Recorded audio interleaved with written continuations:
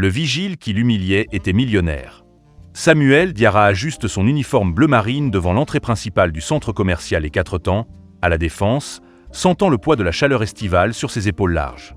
À 42 ans, ce Malien imposant de 1,90 m incarne le vigile parfait, vigilant, poli, discret, les yeux cachés derrière des lunettes de soleil qui ne parviennent pas à masquer son regard perçant.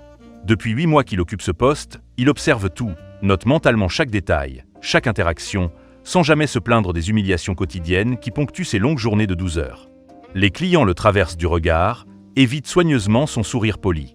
Pour eux, Samuel est un meuble, une présence rassurante mais invisible, un élément du décor sécuritaire.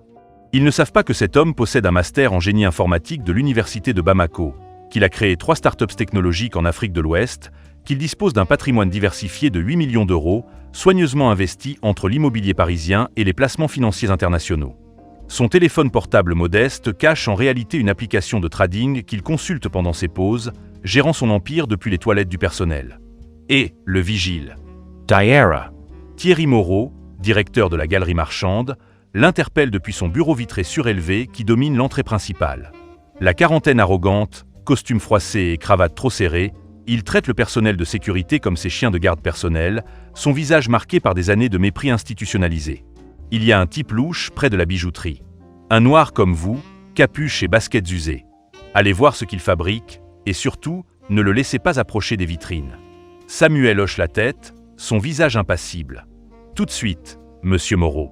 Il se dirige vers la bijouterie de luxe où un jeune homme d'une vingtaine d'années, en survêtement propre mais usé, regarde les vitrines avec une intensité mélancolique. Samuel s'approche discrètement, observe la scène pendant plusieurs minutes.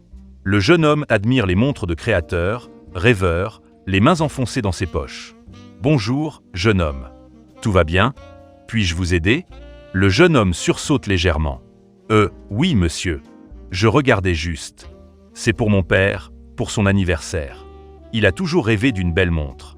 C'est bien d'y penser. Prenez votre temps, mais attention de ne pas trop vous approcher des vitrines, l'alarme est sensible. » Thierry accourt, essoufflé, son ventre bedonnant ballottant sous sa chemise. Alors, il avait quelque chose sur lui? Des outils? Des pierres? Non, monsieur. Il choisit un cadeau d'anniversaire pour son père, comme beaucoup de clients. Méfiance quand même. Ces gens-là, on sait jamais. Restez dans le secteur, au cas où. Samuel encaisse, impassible, tandis que Thierry retourne à son bureau en marmonnant. Au moins, vous connaissez votre communauté. L'après-midi, Madame Dupont, responsable du service clientèle, sort de son bureau avec une mine contrariée, ajustant ses lunettes sur son nez pointu. « Samuel, il y a encore eu une plainte contre vous. C'est la 3e ce mois-ci. Une plainte, madame? De quel type? Une dame âgée dit que vous l'avez mal regardée, qu'elle s'est sentie menacée par votre présence, qu'elle a cru voir de la colère dans vos yeux. » Samuel fronce les sourcils, se rappelant l'incident. Une femme d'une 60aine d'années qui hurlait sur une jeune vendeuse parce qu'un article était en rupture, qu'il avait observé de loin au cas où la situation dégénérerait, son regard professionnellement neutre. « Je surveillais la situation, madame. Pour la sécurité de tout le monde, comme le prévoit notre protocole. Écoutez, Samuel, je sais que vous faites votre travail. Mais il faut comprendre, votre physique peut impressionner certains clients, surtout les personnes âgées. Mon physique? Samuel affecte l'incompréhension, sachant parfaitement où elle veut en venir. Madame Dupont rougit, mal à l'aise. Vous êtes grand, imposant, et puis certaines personnes ont des appréhensions, vous comprenez? Des préjugés malheureux. Samuel comprend parfaitement. Il est noir, donc forcément menaçant pour certaines mentalités. Je vois. Je vais essayer d'être plus discret alors. Oui, c'est ça. Plus souriant. Moins présent, peut-être. Évitez de trop vous approcher des clients âgés, laissez ça aux autres agents. Le pire incident survient un samedi après-midi particulièrement chargé. Patrick Lemoine, client VIP et homme d'affaires local notoire, se présente à l'entrée avec ses 3 enfants turbulents, son téléphone collé à l'oreille. « Ah, le Bounce. Parfait. Vous pouvez surveiller mes enfants pendant que je vais chez le coiffeur? Ils sont habitués aux gens comme vous, leur nounou est du Sénégal. » Samuel reste professionnel, bien que chaque mot de l'homme l'offense profondément. « Je ne peux pas quitter mon poste, monsieur. C'est contre le règlement de sécurité. » « Comment ça? C'est votre boulot de rendre service. Vous êtes payé pour ça, non? Je dépense des milliers d'euros ici chaque mois. Je suis agent de sécurité, monsieur, pas babysitter. Ma mission est la protection des biens et des personnes, pas la garde d'enfants. Patrick devient rouge de colère, son visage se congestionne. Ah, on fait le fier maintenant? Tu te prends pour qui? Tu es juste un vigile. Un immigré qu'on a eu la bonté d'embaucher. Sans nous, tu serais à la rue. Les passants s'arrêtent, observent la scène avec un mélange de gêne et de curiosité malsaine. Samuel reste digne malgré l'humiliation publique, ses mains serrées derrière son dos. Je comprends votre contrariété, monsieur. Mais je ne peux vraiment pas. Je vais porter plainte. Tu vas voir ce que ça fait de manquer de respect à un client comme moi. Tu vas retourner d'où tu viens, sale. Sophie Martin, jeune vendeuse de 20 ans dans une boutique de prêt-à-porter, intervient courageusement en se plaçant entre eux. Monsieur, ce n'est pas normal de lui parler comme ça. Il fait juste son travail. Toi, tu la fermes. Chacun reste à sa place. Vendeuse, vigile, vous êtes tous interchangeables. Patrick s'éloigne en vociférant des menaces, traînant ses enfants médusés. Samuel remercie Sophie d'un regard chargé de gratitude. Au moins, il reste de la décence chez certaines personnes dans ce temple de la consommation. Ce soir-là, Samuel rentre dans son loft de 150 mètres carrés du 15e arrondissement, avec vue sur la tour Montparnasse. Fini l'uniforme bleu marine et la casquette ridicule. Il enfile un costume Armani sur mesure, se verse un whisky single malt et consulte ses comptes sur son ordinateur portable dernier cri. 8,2 millions d'euros répartis entre start-up tech, immobilier et investissements boursiers. Son téléphone crypté sonne. Houseman. Comment avancent les négociations? Ousmane Traoré, son associé et ami d'enfance devenu avocat d'affaires renommé, lui donne des nouvelles depuis Londres. C'est bouclé, Samuel. Le centre commercial est à toi pour 15,3 millions. Le propriétaire actuel ne sait même pas qui tu es. Il croit vendre à un fonds d'investissement bahaméen. Parfait. Et la due diligence? Les comptes? Terminé. Gestion désastreuse, équipe managériale toxique, chiffre d'affaires en chute libre depuis 3 ans, turnover record parmi le personnel. Tu vas pouvoir nettoyer tout ça, comme prévu. C'est exactement ce que j'espérais entendre. 8 mois d'infiltration n'auront pas été inutiles. Samuel raccroche, sourit en contemplant Paris qui s'illumine. 8 mois d'observation de l'intérieur touchent à leur fin. Il a vu le vrai visage de cette entreprise, identifier les bons et les mauvais éléments, compris les dynamiques toxiques qui rongent le lieu de l'intérieur. Il est temps d'agir, de redresser la barre et de rendre à ce lieu sa dignité. Le lundi suivant, une convocation générale surprend tout le personnel.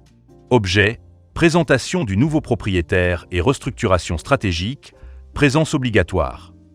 Dans la salle de réunion du centre commercial, 50 employés s'entassent, murmurant avec nervosité.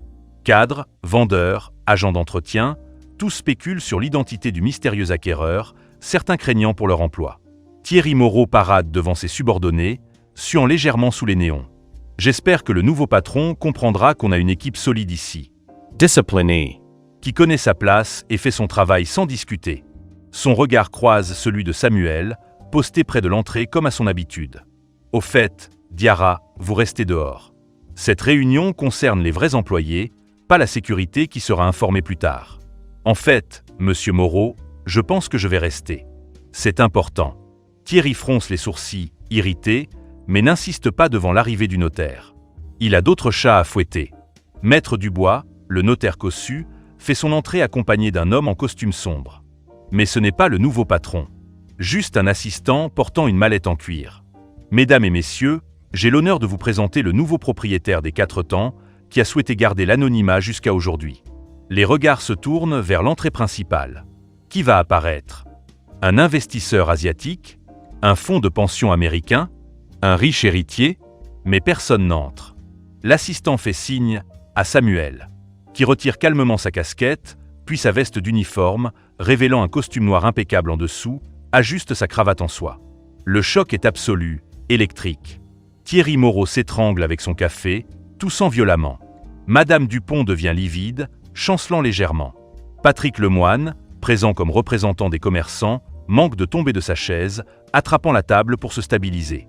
Samuel s'avance calmement, costume parfait, assurance tranquille, transformation complète. Il n'est plus le vigile invisible, méprisé.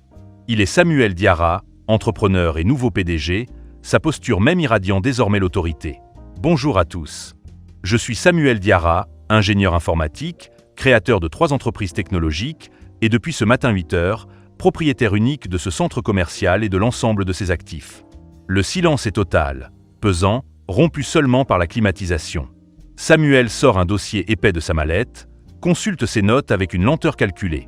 Ces 8 derniers mois d'observation immersive ont été particulièrement instructifs. J'ai découvert des employés formidables, dévoués, compétents, et d'autres qui posent de sérieux problèmes éthiques et managériaux. Il lève les yeux vers Thierry, son regard maintenant glacial. « Monsieur Moreau, vous m'avez dit un jour, près de la bijouterie, ces gens-là, on sait jamais. J'aimerais savoir de quels gens vous parliez exactement, et sur quelles statistiques criminelles vous basez ces affirmations. » Thierry transpire abondamment, bégaie. C'était une façon de parler, je ne pensais pas à mal. Bien sûr. Et quand Monsieur Lemoine m'a dit publiquement que j'allais retourner d'où je venais, c'était aussi sans penser à mal? Une simple plaisanterie entre amis? Patrick Lemoine se tasse sur sa chaise, cherchant une échappatoire, son téléphone lui échappant des mains. Samuel continue, implacable. Madame Dupont, vous m'avez expliqué que mon physique, je cite, pouvait impressionner les clients. Pouvez-vous préciser votre pensée? Quels aspects précis de mon apparence sont si menaçants? Ma taille? Ma couleur de peau? Mon origine supposée? Madame Dupont baisse les yeux, humiliée, incapable de formuler une réponse cohérente. Nouvelle organisation effective immédiatement, annonce Samuel, consultant son dossier. Monsieur Moreau, vous êtes licencié pour faute grave, discrimination raciale, harcèlement moral et management toxique. Madame Dupont, même sanction pour complicité active et gestion discriminatoire. Monsieur Lemoine, votre bail commercial ne sera pas renouvelé et votre comportement sera signalé à la direction du réseau de boutiques que vous représentez. Il se tourne vers Sophie Martin, la jeune vendeuse qu'il avait défendue, son regard s'adoucit notablement. Mademoiselle Martin, vous serez notre nouvelle responsable des relations clientèle. Votre courage, votre intégrité et votre sens de la justice m'ont impressionné. Bien plus que toutes les qualifications techniques. Sophie rougit, émue aux larmes. Merci. Monsieur Samuel. Je ne sais pas quoi dire. Samuel annonce les autres changements d'une voix claire qui porte dans toute la salle. Politique zéro tolérance sur les discriminations de toute nature. Formation obligatoire sur le respect, la diversité et l'inclusion pour tout le personnel, moi y compris. Augmentation générale des salaires de 20% pour compenser le gel des 5 dernières années. Et création d'un fonds d'aide aux employés en difficulté, doté initialement de 200 000 €. Il referme son dossier avec autorité. Ceux qui ne peuvent pas respecter ces nouvelles valeurs humanistes peuvent partir. Je ne retiens personne. La porte est ouverte. Les indemnités seront versées conformément à la loi. Marc, agent d'entretien qui avait toujours été respectueux avec Samuel, lève timidement la main. Monsieur Diarra, on ne savait pas. Pardon pour tous ceux qui vous ont manqué de respect, moi le premier qui parfois détournait le regard. Samuel Surratt, authentiquement. Marc, vous n'avez rien à vous reprocher. Vous avez toujours été professionnel, poli et respectueux envers tous. C'est exactement l'attitude qu'on attend ici, et vous serez promu chef d'équipe entretien avec l'augmentation correspondante. 3 mois plus tard, les 4 temps ont retrouvé leur dynamisme et leur réputation. L'ambiance de travail s'est considérablement améliorée, les résultats financiers suivent cette renaissance.